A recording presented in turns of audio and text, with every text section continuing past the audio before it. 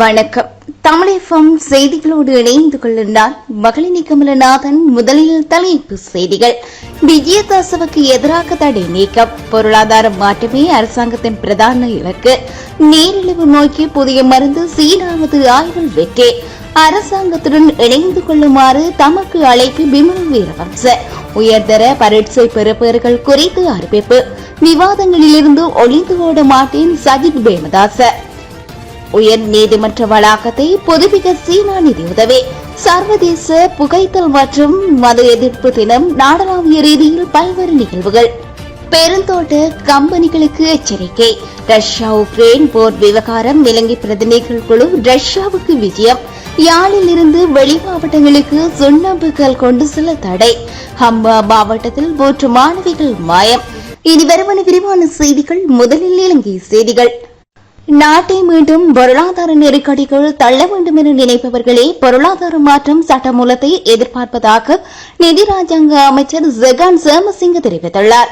ஜனாதிபதி ஊடக அமையத்தில் நேற்று நடைபெற்ற ஊடகவியலாளர் சந்திப்பிலேயே நிதி ராஜாங்க அமைச்சர் இதனை தெரிவித்துள்ளார். இவ்விடயம் தொடர்பாக அவர் மேலும் தெரிவிக்கையில், நாட்டின் பொருளாதாரம் தொடர்பில் தற்போதைய அரசாங்கம் நம்பிக்கையான இலக்கை கொண்டுள்ளது. ஆனால் எதிர்க்கட்சிகள் அரசியல் நோக்கத்தை மாத்திரம் கருத்தில் கொண்டுள்ளன. பொருளாதார மாற்றம் சட்டமூலத்தினூடாக உற்பத்தி திறனை அதிகரிக்க ஒவ்வொரு பிரச்சனைகளும் சமவாய்ப்புள்ள நாடான இலங்கையை மாற்றுவது எமது எதிர்பார்ப்பாகும். மேலும் சிறந்த உட்கட்டமைப்பு வசதிகளை கொண்ட நாட்டை உருவாக்கும் இதன் மூலம் எதிர்பார்க்கப்படுகிறது. பொருளாதார வளர்ச்சிக்கு இணைந்த வகையில் தொழில் வாய்ப்புகளை உருவாக்குவதுடன் புத்தாக்கத்துடன் கூடிய ஏற்றுமதி விரிவாக்கப்பட்ட போட்டி சந்தையை உருவாக்கவும் எதிர்பார்க்கப்படுகிறது. ஆனால் இந்த சட்டமூலம் பற்றி அறியாதவர்கள் பல்வேறு கருத்துக்களை வெளியிட்டு வருகின்றனர்.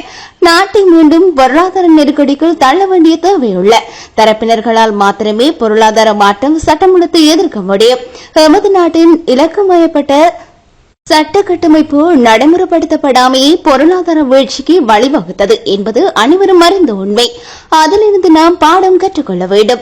இந்த பொருளாதார பரிமாற்ற சட்டமூலத்தின்படி ஏற்கனவே உள்ள சட்டத்துக்கு உட்பட்ட இலக்குமயப்பட்ட வேலை திட்டத்துக்கு தேவையான மறுசீரமைப்புகள் மற்றும் வேலை திட்டங்களை செயல்படுத்துவது அரசாங்கத்தின் பொறுப்பாகும். நாம் அவற்றை தயக்கமின்றி நிறைவேற்றும் என ராஜாங்க அமைச்சர் ஜெகான் சேமசிங்க மேலும் தெரிவித்துள்ளார்.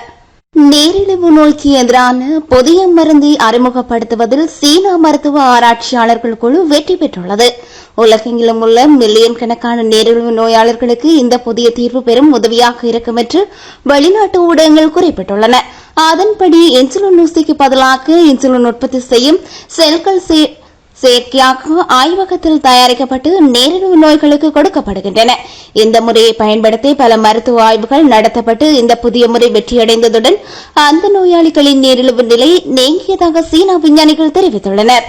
அரசாங்கத்துடன் இணைந்து கொள்ளுமாறு தமக்கு அழைப்பு விடுக்கப்படுவதாகவும் அரசாங்கத்துடன் இணைந்து கொண்டால் முக்கியமான அமைச்சு பதவியை கூட பெற்றுக்கொள்ளும் திறமை தனக்கு இருப்பதாகவும் தேசிய சுதந்திர முன்னணியின் தலைவரும் நாடாளுமன்ற உறுப்பினருமான விமல் வீரவன்ச தெரிவித்துள்ளார். அரசியல் நிகழ்ச்சியொன்றில் கலந்து கொண்டு உரையாற்றும் போதே அவர் இவ்வாறு தெரிவித்துள்ளார். அத்துடன் எதிர்க்கட்சிகளுக்கு தம்மை தம்முடன் இணைத்துக் கொள்ளுமாறு அழைப்பு விடுத்துள்ளதாகவும் தாங்கள் இணைந்தாலும் உயர் பதவியை பெற முடியும் என அவர் தெரிவித்துள்ளார். ஆனால் எல்லோரும் ஒரே சித்தாந்தத்தை தான் கடைபிடிக்கிறார்களே தவிர அரசியல் லாபத்திற்காக தனது சித்தாந்தத்தை மாற்ற தயாராக இல்லை என்று அவர் தெரிவித்துள்ளார். ஆனால் தற்போது அரசியல் ரீதியாக எவ்வளவு மோசமான நிலை ஏற்பட்டாலும் அதேபோன்று தனது சித்தாந்தத்தை பேணிக்காக தாம் செயற்படுவதாகவும் அவர் குறிப்பிட்டுள்ளார். உயர்தர பரீட்சை பெறுபவர்கள் என்று வெளியாகும் என எதிர்பார்க்கப்படுவதாக பரீட்சை திணைக்களம் தெரிவித்துள்ளது. பெறுபவர்கள் பரீட்சைக்கான இறுதிக்கட்ட பணிகள் தற்போது இடம்பெற்று வருவதாக பரீட்சை திணைக்களத்தின் அதிகாரி ஒருவர் தெரிவித்துள்ளார். சரியான பொருளாதார வேலை திட்டமும் சரியான பொருளாதார குழுவும் இல்லாத தரப்பினரே பொருளாதார குழுக்களுக்கு இடையிலான விவாதத்துக்கு அச்சப்படுவதாக எதிர்க்கட்சித் தலைவர் சஜித் பிரேமதாஸ் தெரிவித்துள்ளார். பிரபஞ்சம் தகவல் தொழில்நுட்ப வேலை திட்டத்தின் 209வது நிகழ்வு ஹம்பாந்தோட்டையில் நடைபெற்றது. இதன்போது எதிர்க்கட்சித் தலைவர் இவ்வாறு தெரிவித்தார். இவ்விடயம் தொடர்பாக அவர் மேலும் தெரிவிக்கிறார். பங்குரோத்தாண்டு நாட்டில் நாம் செல்ல வேண்டிய பயணப்பாதை, தொலைநோக்கு மற்றும் வேலை திட்டம் குறித்து விவாதமும் நேரிய கலந்துரையாடல்களும் இடம்பெற வேண்டும். இதன் மூலம் யோசனைகள் மற்றும் ஆலோசனைகளை பரிமாறிக்கொள்ள முடியும். ஒவ்வொருவருக்கும் நல்ல நல்ல யோசனைகள் இருப்பதால் அந்த யோசனைகள் மற்றும் ஆலோசனைகள் விவாதிக்கப்பட்டு கலந்துரையாடப்பட்டு அதன் மூலம் யோசனைகள் முன்வைக்கப்பட வேண்டும். பொதுமக்கள் கருத்தாளர் நிகழ்வதும் மிகவும் முக்கியமான விடயம். பொருளாதார துறையில் முன்னேற்றம் குறித்து விவாதம் நடத்துவது ஆபத்தானது என்று சிலர் கோருகின்றனர். ஒரு தரப்பு பொருளாதார குழுக்களுக்கு இடையில் சிநேகபூர்வ விவாதத்துக்கு அழைப்பு விடுகின்றோம். அதனை அடுத்து தலைவர்கள் இருவர்களுக்கும் இடையிலான விவாதத்துக்கு நாளை ஒதுக்குமாறு நான் கேட்டுக்கொள்கிறேன். நான் உட்பட எனது குழுவினர் விவாதங்களில் இருந்து ஒளிந்து ஓட மாட்டோம். பொருளாதார தொலைநோக்கு வேலை திட்டம் இல்லாதவர்கள் தான் இத்தகைய விவாதங்களில் இருந்து தப்பித்துக் கொள்வார்கள் என எதிர்க்கட்சி தலைவர் சஜித் பிரேமதாஸ் தெரிவித்துள்ளார். சீன அரசின் உதவியுடன் உச்சநீதிமன்ற வளாகத்தை புதுப்பிக்கும் பணி தற்போது நடைபெற்று வருவதாக தகவல் வெளியாகியுள்ளது. இது தொடர்பான ஒப்பந்தம் நீதி அமைச்சின் கேட்போர் கூடத்தில் நீதி சிறைச்சாலை விவகாரங்கள் மற்றும் அரசியலமைப்பு மறுசீரமைப்பு அமைச்சர் விஜயதாஸ் ராஜபக்ச மற்றும் இலங்கைக்கான சீன தூதுவர் ஆகியோர் தலைமையில் நேற்று கைச்சாத்திடப்பட்டுள்ளது. இத்திட்டத்துக்கு 229 மில்லியன் யுவான் செலவிடப்பட்டுள்ளதாகவும் தெரிவிக்கப்பட்டுள்ளது. அந்த வகையில் குறித்த ஒப்பந்தத்தில் நீதி சிறைச்சாலை விவகாரங்கள் மற்றும் அரசியலமைப்பு மறுசீரமைப்பு அமைச்சின் செயலாளர் நிகால் ரணசிங்க மற்றும் இலங்கைக்கான சீன தூதுவர் ஆலோசகர் டான் யாண்டி ஆகியோர் கைச்சாத்திட்டுள்ளமை குறிப்பிடத்தக்கது. சர்வதேச புகைத்தல் மற்றும் மது எதிர்ப்பு தினம் இன்றாகும்.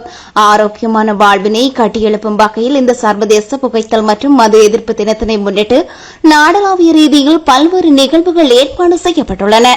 நண்பா, போதைக்கும் புகைத்தலுக்கு முற்றுப்புள்ளி வைப்போம், வலுவான தேசமுற்றினை கட்டியெழுப்போம் என்னும் துடிப்பொருளை 2024 ஆண்டுக்கான சர்வதேச புகைத்தல் மற்றும் மது எதிர்ப்பு தினம் பிரகடனப்படுத்தப்பட்டுள்ளது. மகளிர் சிறுவர்கள் அலுவல்கள் மற்றும் சமூக வலுவூட்டல் அமைச்சு மட்டக்களப்பு மாவட்ட சமுத்திய அபிவிருத்தி திணைக்களமும் மல்முனை வடக்கு சமுத்திய அபிவிருத்தி திணைக்களமும் இணைந்து நடாத்திய விழிப்புணர்வு மருதநோட்ட நிகழ்வு இன்று காலை நடைபெற்றது. மட்டக்களப்பு மாவட்ட சமுத்திய அபிவிருத்தி திணைக்கள பணிப்பாளர் ராஜ்பாபு தலைமையில் நடைபெற்ற நிகழ்வில் மட்டக்களப்பு மாவட்ட அரசாங்க அதிபர் திருமதி ஜே முரளிதரன் பிரதம அதிதியாக கலந்து கொண்டார். மருதநோட்ட நிகழ்வு மாவட்ட அரசாங்க அதிபரினால் கொடியசைத்து ஆரம்பிக்க வைக்கப்பட்டுள்ளது.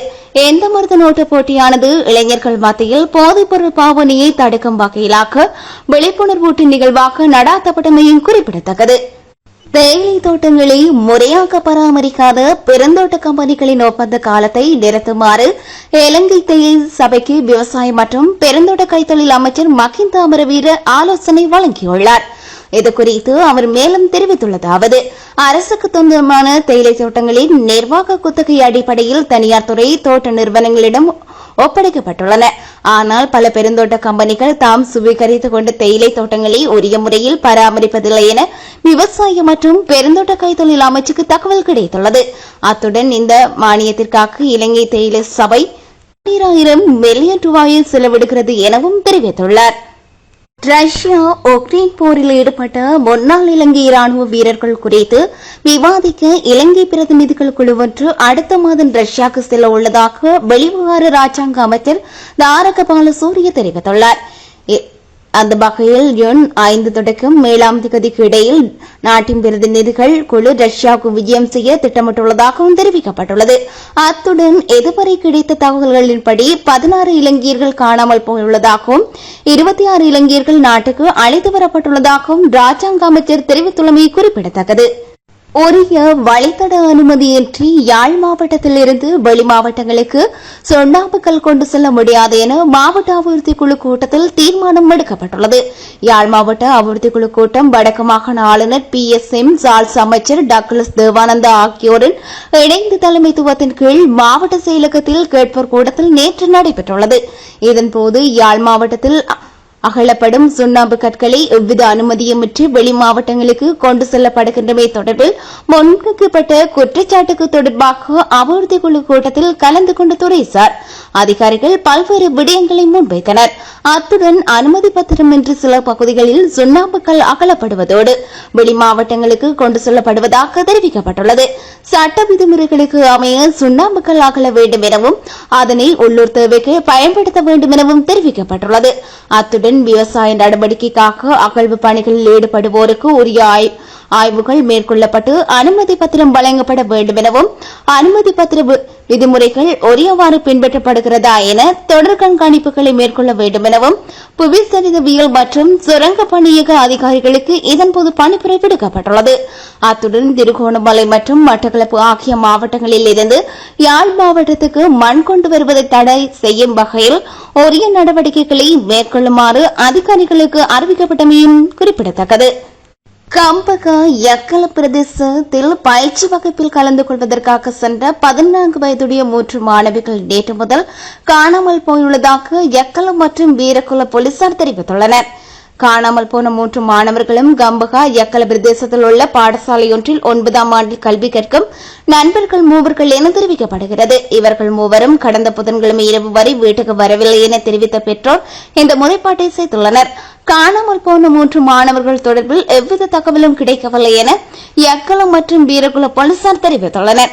மேலும் இது தொடர்பில் சிறுவர் மற்றும் பெண்கள் பணியகம் மற்றும் யக்கலம் மற்றும் வீரகுல போலீசாரின் குற்றப்புலனாய்வு பிரிவினர் விசாரணைகளை மேற்கொண்டு வருகின்றமையும் குறிப்பிடத்தக்கது. மறு அறிவித்தல் வரும் வரையில் கடற்பரப்புகளில் பயணிக்க வேண்டாம் என வளிமண்டலவியல் திணைக்களம் மக்களுக்கு அவசர எச்சரிக்கை விடுத்துள்ளது. தென்மேற்கு பருவமழையின் தீவிரம் காரணமாக நாட்டை சூழவுள்ள கடற்பரப்புகள் மிகவும் கொந்தளிப்பாக காணப்படும் மற்றும் வளிமண்டலவியல் திணைக்களம் எதிர்ப்பு கூறியுள்ளது.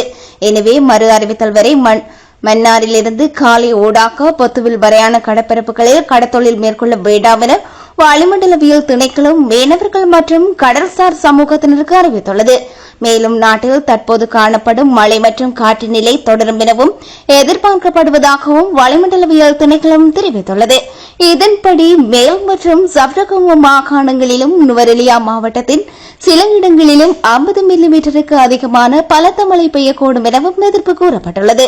மத்திய மலைநாட்டின் மேற்கு சரிவுகளில் வடமத்திய மேல் தெற்கு மற்றும் வடமேல் மாகாணங்களிலும் திருகோணமலை மற்றும் மொனராகலை மாவட்டங்களிலும் மணிக்கு 40 முதல் 50 கிலோமீட்டர் வேகத்தில் பலத்த காற்று வீசக்கூடும் என வளிமண்டலவியல் திணைக்களம் அறிவித்துள்ளது.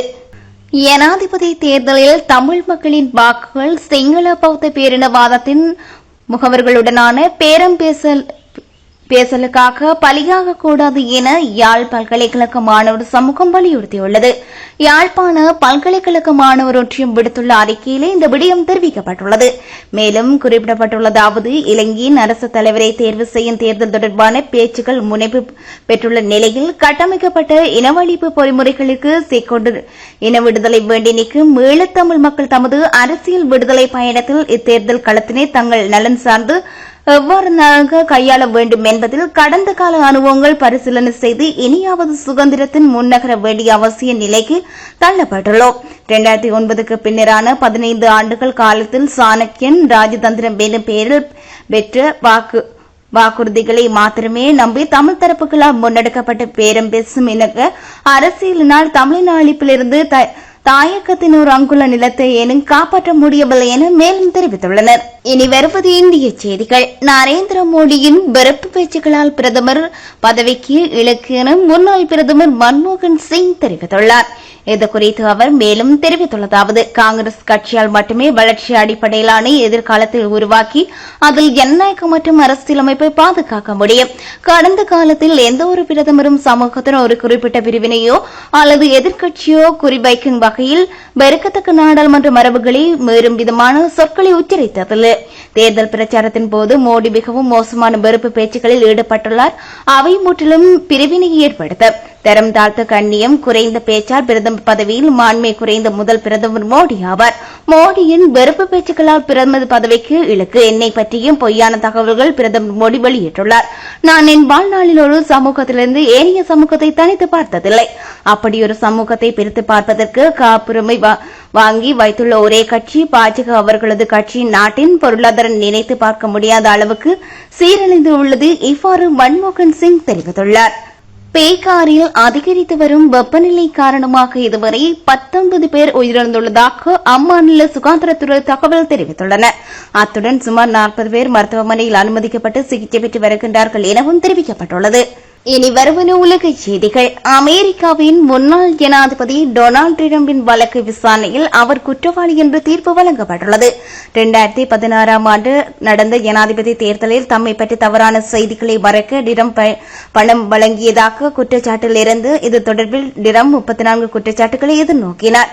இதன்படி ஜூலை 11ஆம் தேதியன்று தண்டனை வழங்கப்படும் என எதிர்பார்க்கப்படுவதுடன் ஒவ்வொரு குற்றச்சாட்டுக்கும் டிரம்பிற்கு அதிகபட்சமாக 4 ஆண்டுகள் சிறை தண்டனை அல்லது அபராதம் விதிக்கப்படலாம் எனவும் எதிர்பார்க்கப்படுகிறது. இலங்கையில் இடம்பெற்று மோதலுடன் தொடர்புடைய இனப்படுகொலை என்ற தவறான உயர்மட்ட அறிவிப்புகள் தொடர்பாக கனடாவிடம் இலங்கை அரசு சார்பில் அதிருப்தியை வெளிப்படுத்தியுள்ளது.